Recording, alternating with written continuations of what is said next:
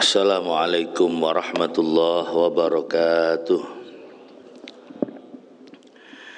Bismillahirrahmanirrahim. Alhamdulillahi rabbil alamin. Salatu wassalamu ala asyrafil anbiya wal mursalin. Sayyidina wa maulana Muhammadin wa ala alihi wa sahbihi ajma'in.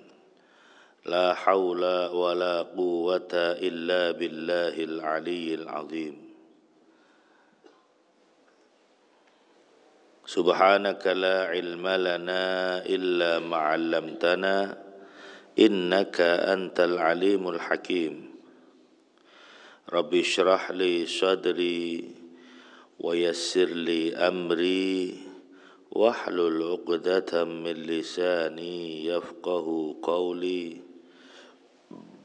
Rabbi zidna ilma warzuqna fahma wahdina siratal mustaqim warzuqna fahman nabiyyin wa hifdzal mursalin wa ilhamil malaikatil muqarrabin waftah lana futuhal arifin waftah bainana baina qaumina bil haqq wa anta khairul fatihin.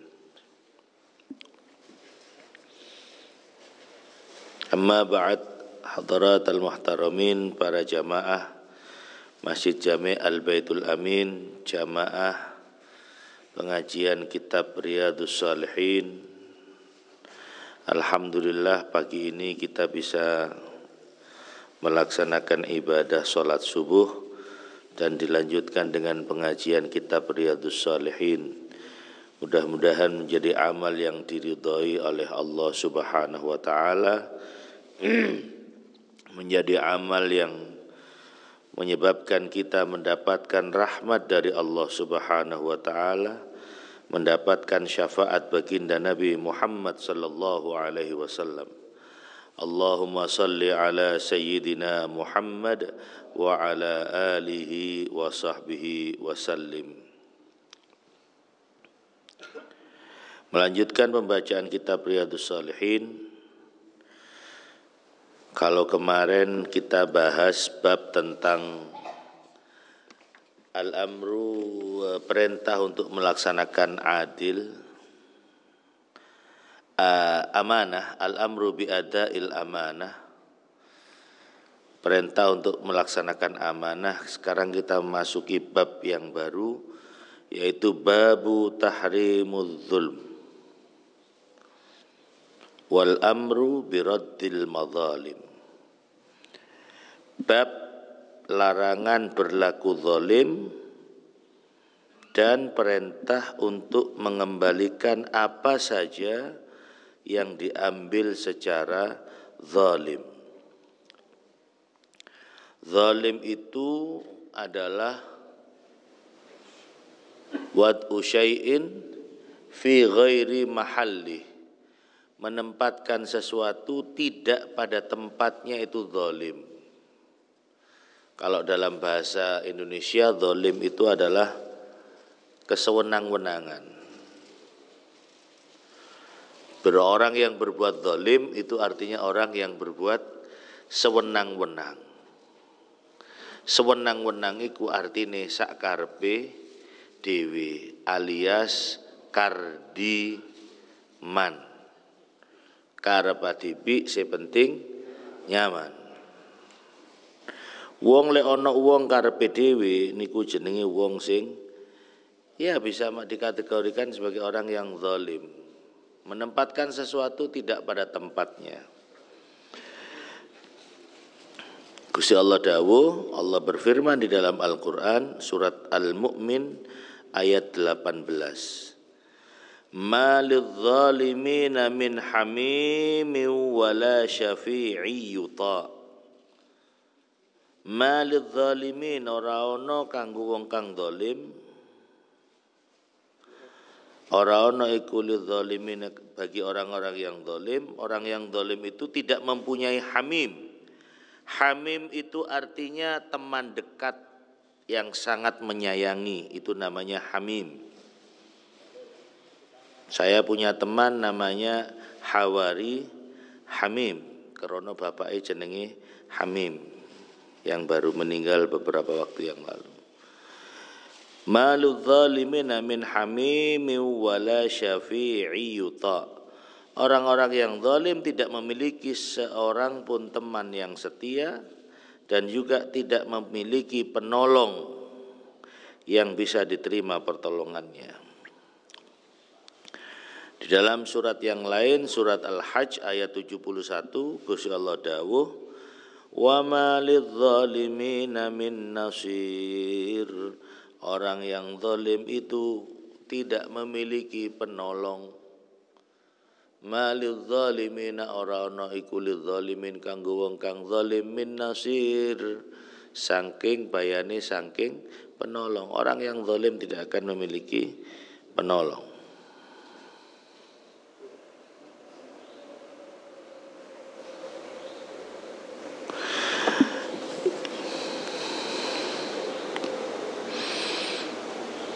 Adapun hadis yang menerangkan tentang zalim,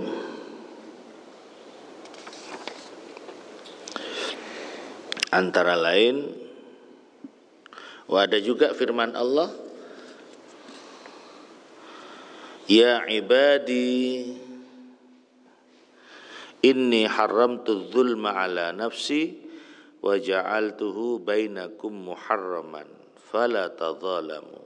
Wahai hambaku, aku mengharamkan perbuatan zalim kepada diriku sendiri, wa ja'altuhu bainakum, dan aku menjadikan zalim itu di antara kalian muharraman, sebagai sesuatu yang dilarang. Fala tadzalamu, maka janganlah kalian saling berbuat zalim. Zalim niku napa? Nggih, zalim niku menganiaya, itu berbuat zalim, berbuat yang tidak semestinya. Mestinya kita ini harusnya saling menyayangi. Mestinya kita ini dengan tetangga, harusnya kita ini baik dengan tetangga. Lah ketika kita tidak baik dengan tetangga, itu berarti kita zalim. Mestinya kita jadi melakukan sesuatu yang tidak semestinya, itu masuk kategori zalim. Mestinya kita sebagai seorang kepala rumah tangga, kita punya tanggung jawab untuk memberikan nafkah kepada istri dan anak-anak kita, kepada keluarga kita, mestinya. Tapi ketika kita tidak memberikan itu, maka kita tidak berbuat semestinya. Nah, tidak berbuat semestinya itu bisa masuk kategori zalim. Dawuh Kanjeng Nabi, wa an Jabir radhiyallahu anhu, anna Rasulullah sallallahu alaihi wasallam yaqulu au qala, dari sahabat Jabir radhiyallahu an, bahwasanya baginda Nabi Muhammad sallallahu alaihi wasallam bersabda, ittaqudz zulma, takutlah kalian untuk berbuat zalim. Ittaqudz zulma fa inna dzulma dzulumatun yaumal qiyamah. Takutlah kalian berbuat zalim, karena perbuatan zalim itu akan menjadi kegelapan pada hari kiamat. Akan menjadi beberapa kegelapan pada yaumal qiyamah. Ittaqudz zulma fa inna dzulma dzulumatun yaumal qiyamah. Wattaqus syuhha, lan wedya sira, takutlah kamu asyuhha, terhadap sikap kikir. Asyuhha yakni al-bakhil. Wedya sira, takutlah kalian dengan kekikiran, kemeditan, kikir. Sesungguhnya fa inna syuhha, karena sesungguhnya sikap kikir, sifat kikir itu ahlaka man kana qablakum, telah merusak orang-orang sebelum kalian, hamalahum,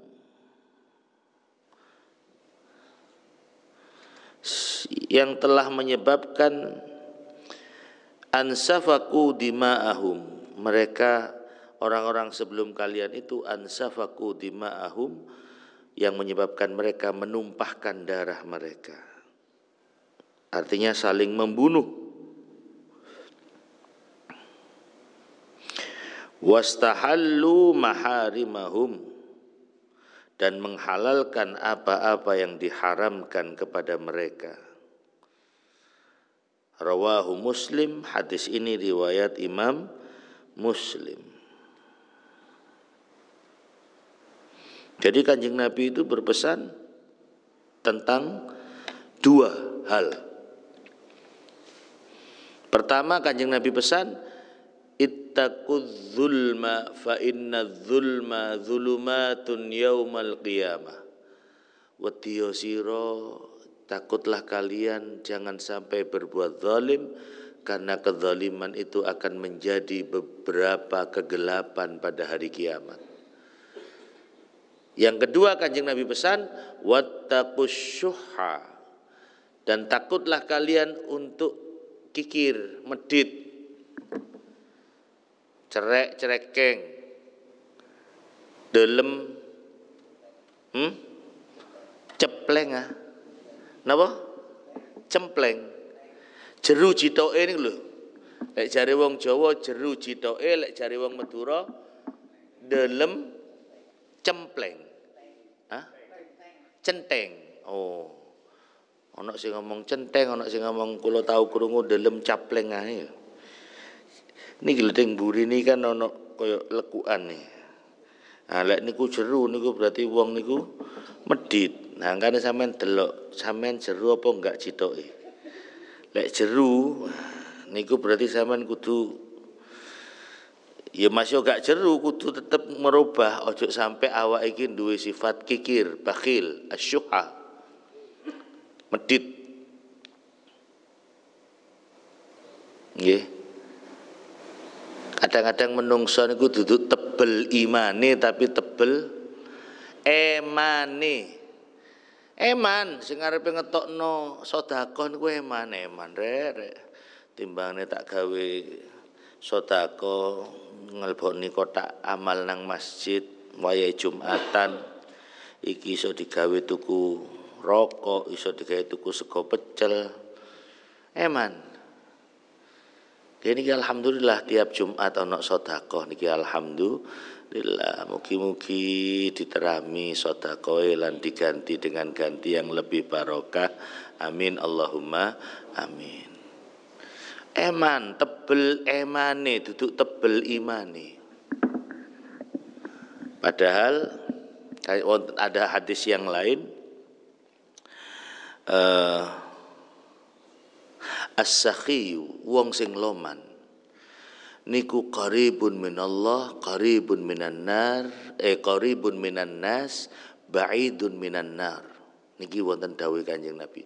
Wong sing loman iku qaribun minallah, cidhek karo Gusti Allah, cidhek karo menungso, adoh saka neraka. Niku lek wong loman.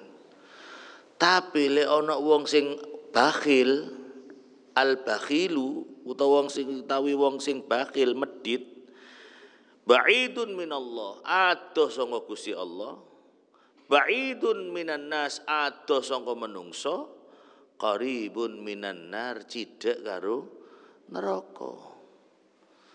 Sampeyan duwe kanca medit, ya waras-warasan kancane nggih.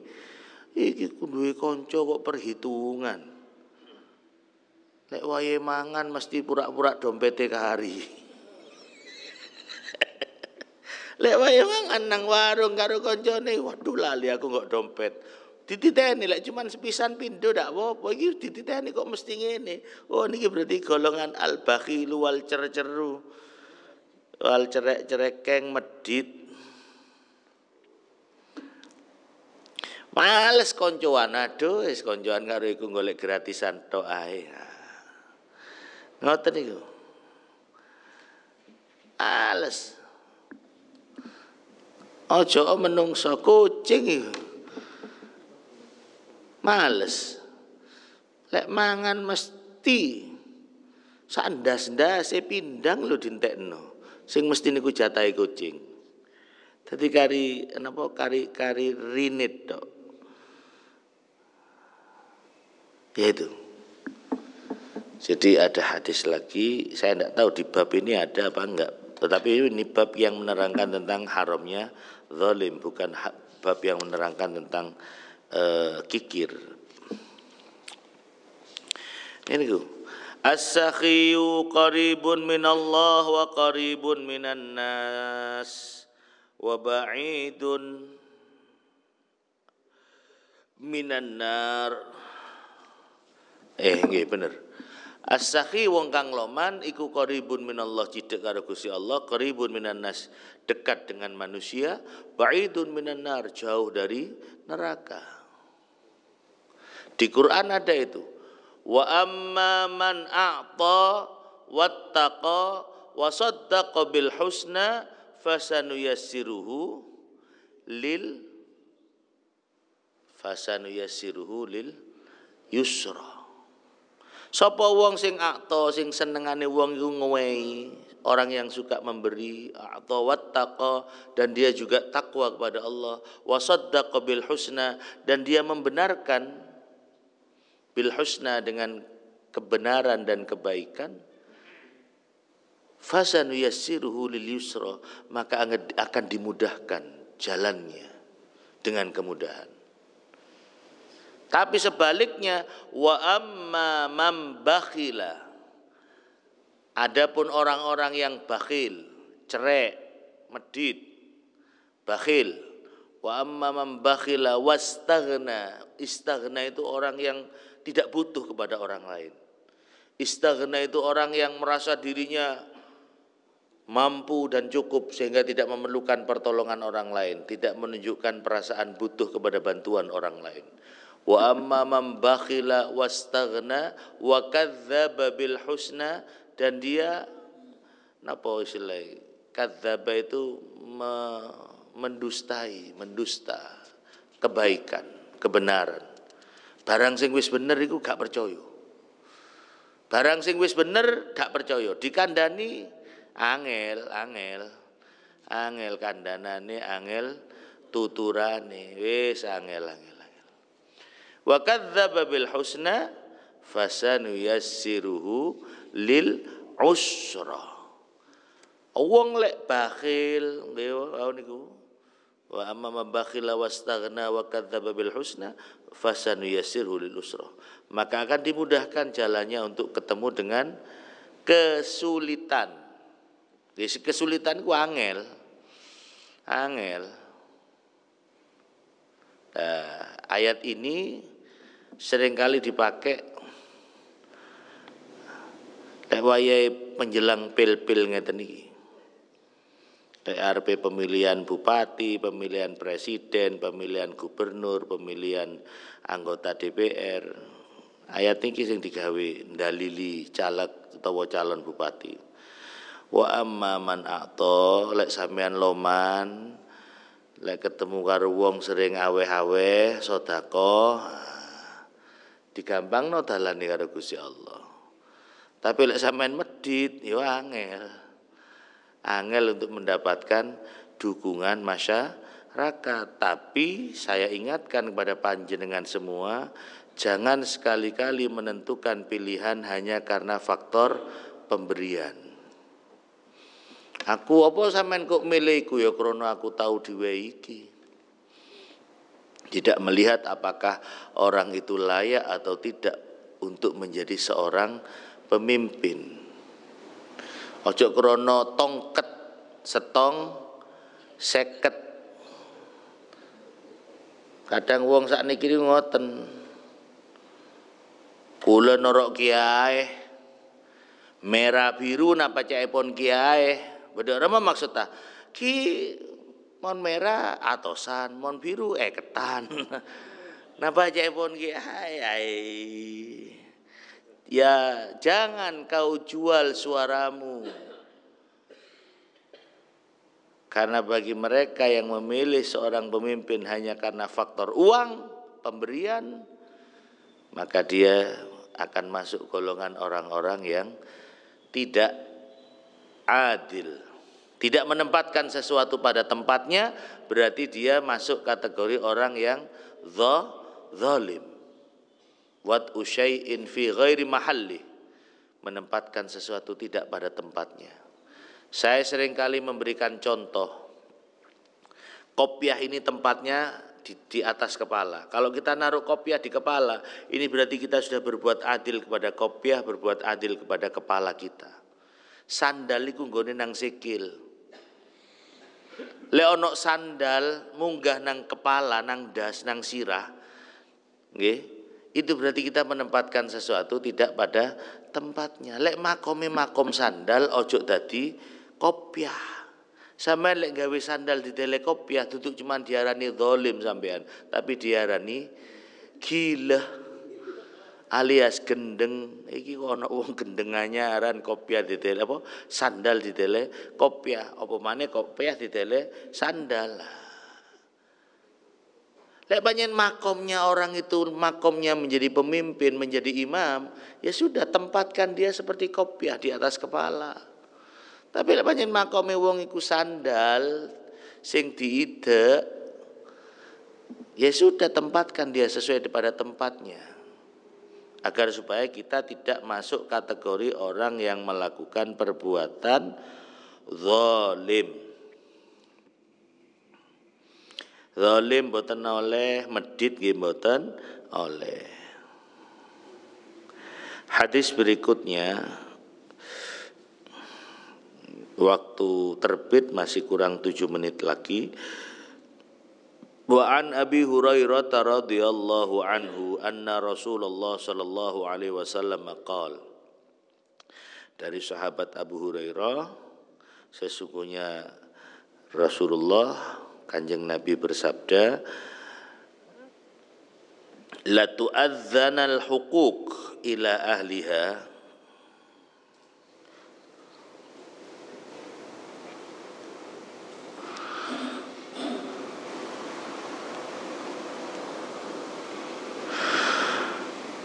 la tu'adzunnal huquqa ila ahliha yaumal qiyamah. Demi Allah, hak-hak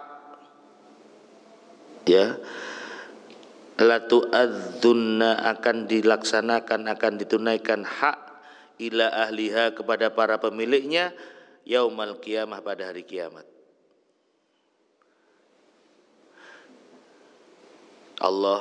Kanjeng Nabi bersabda, sungguh akan ditunaikan hak kepada para pemiliknya pada hari kiamat. Hatta sehingga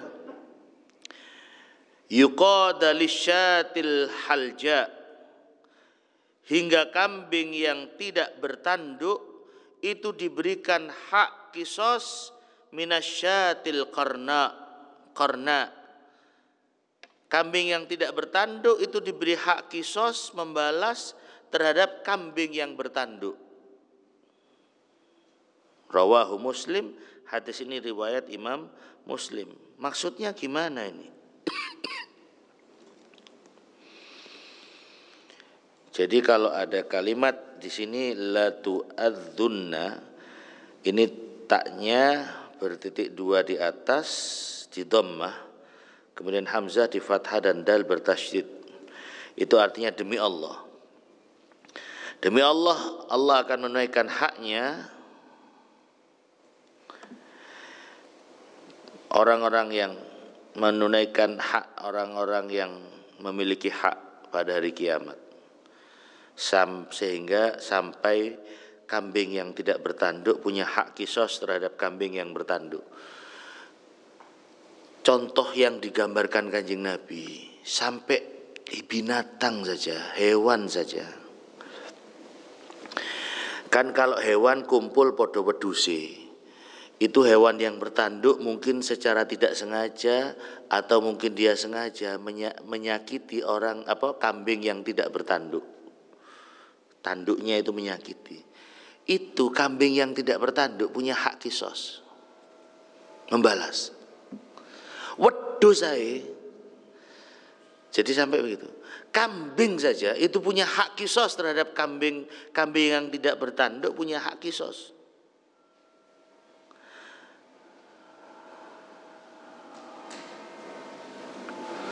Apalagi manusia.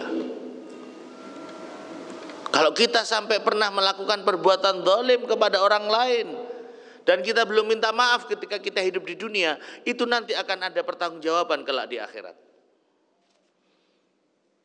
Ada sebuah hadis Nabi yang lain yang pernah saya sampaikan dalam situasi halal bihalal pasca Idul Fitri, di mana Rasulullah pernah bertanya, "Atadaruna manil muflis?" Apakah kalian tahu siapa yang dimaksud dengan orang yang bangkrut?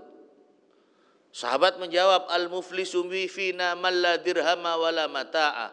Orang yang bangkrut di antara kami adalah orang yang tidak punya harta dan tidak punya kekayaan. Itulah yang dimaksud dengan orang yang bangkrut atau pailit.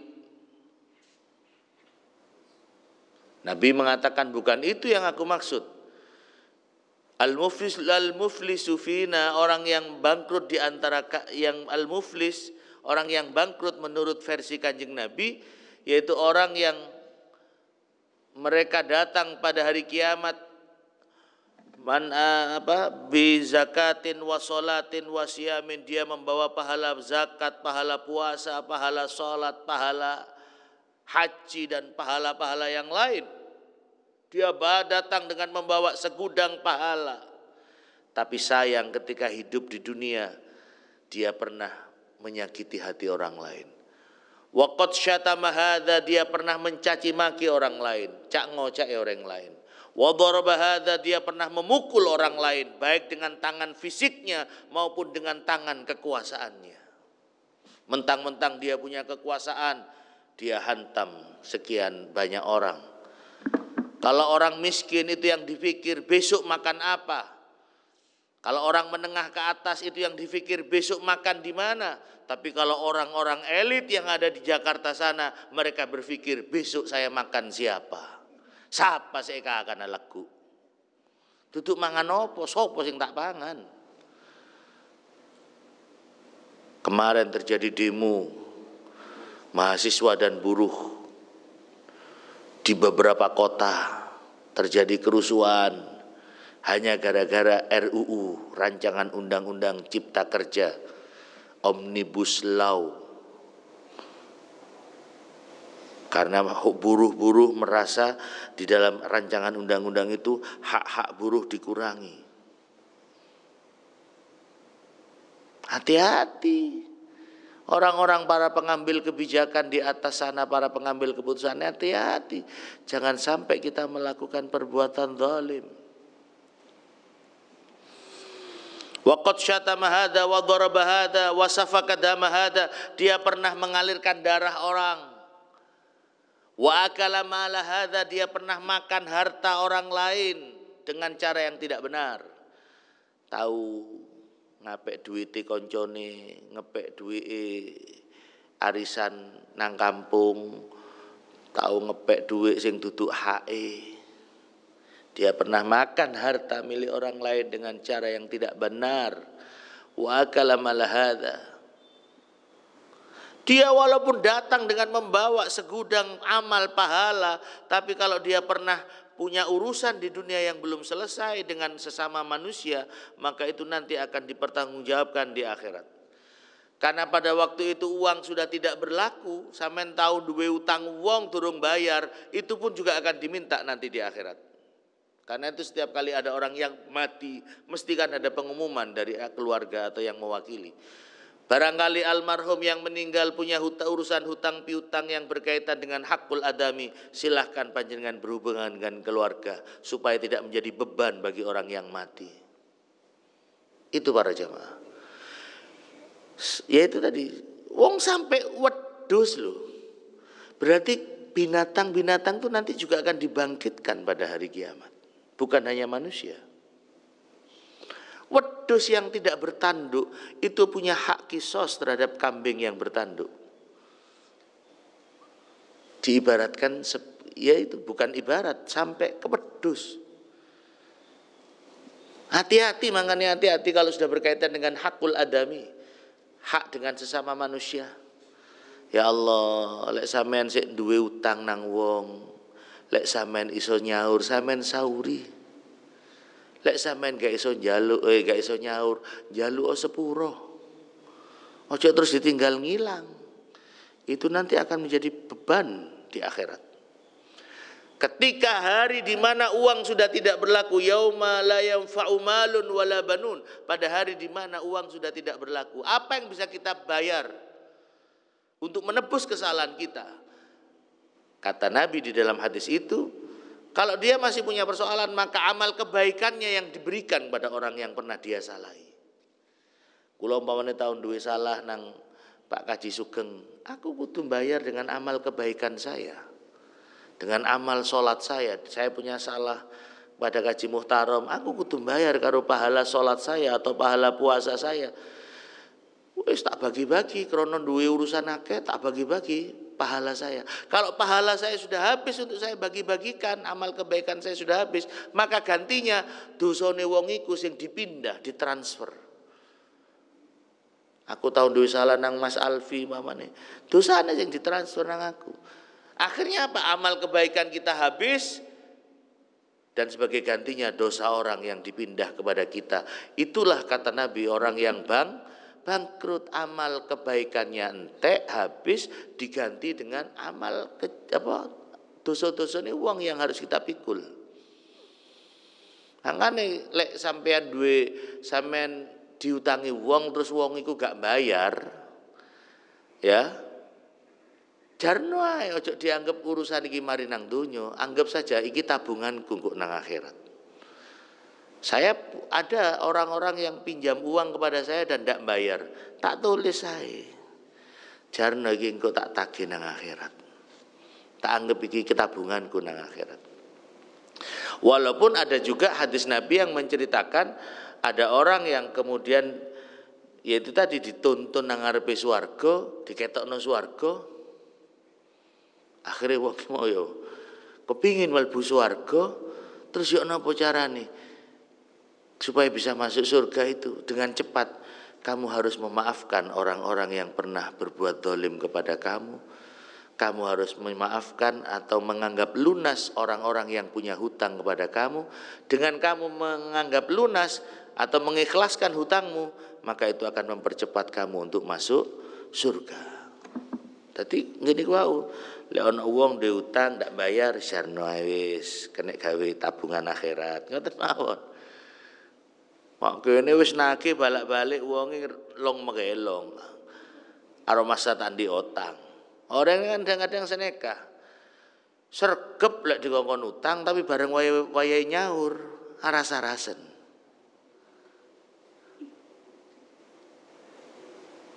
Dianggap urip iku cuman urusan nang donya. Padahal masih ada kehidupan kelak di akhirat di mana kita akan diminta pertanggungjawaban oleh Allah Subhanahu wa taala atas segala amal perbuatan yang pernah kita lakukan. Nggih, itu saja dua hadis yang saya baca pada kesempatan Jum'ah kali ini, karena jam sekarang sudah menunjukkan jam 5:10, sudah lebih 5 menit dari waktu terbit matahari. Memang sebaiknya sholat isyraq itu jangan pas terbit matahari. Tunggu sekitar 8 menit atau 9 menit baru kita sholat isyraq, agar supaya kita mendapatkan pahala haji dan umroh. Eman-eman sampean wis lungguh melok ngaji sampai srengenge metu, mari ngaji sampean ndak sholat 2 rakaat langsung mulih, sampean tidak dapat pahala haji dan umroh. Nggih, muga-muga kita hidup di dunia ini hanya sangu, golek sangu kanggo ngadep Gusti Allah buat bekal kita.